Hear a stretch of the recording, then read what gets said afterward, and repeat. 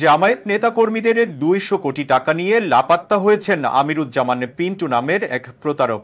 শরিয়া ভিত্তিক অধিক মুনাফার লোভ দেখিয়ে তিনি জামায়াতে ইসলামীর ৫,০০০-এর বেশি নেতাকর্মী সহ সাধারণ মানুষের কাছ থেকে বিপুল অর্থ হাতিয়ে নিয়ে গা ঢাকা দিয়েছেন বলে অভিযোগ উঠেছে।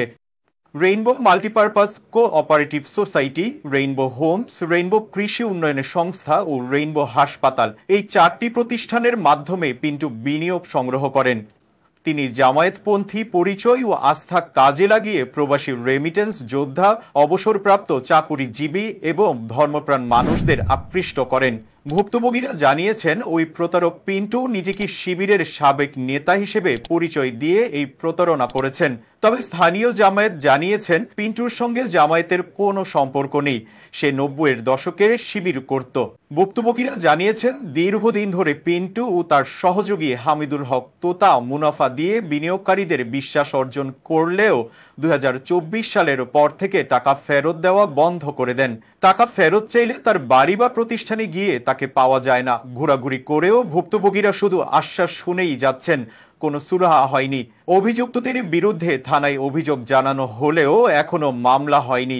এক ভুক্তভোগী জানান, ২০১৬ সালে অবসর নেওয়ার পর শরিয়া ভিত্তিক মুনাফার আশায় আমি ৪ লাখ টাকা দিয়েছিলাম। পরে ধাপে ধাপে ৯০ লাখ টাকা পর্যন্ত বিনিয়োগ করি।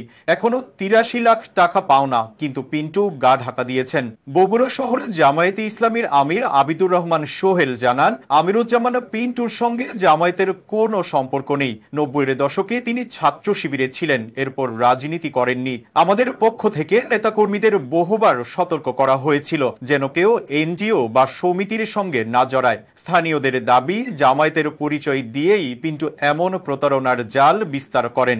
এখনো সর্বস্ব হারিয়ে ক্ষতিগ্রস্তরা সরকারের হস্তক্ষেপ চেয়ে দাঁড়ে দাঁড়ে ঘুরছেন। তাদের একটাই চাওয়া, কষ্টার্জিত টাকা যেন ফেরত পাওয়া যায়।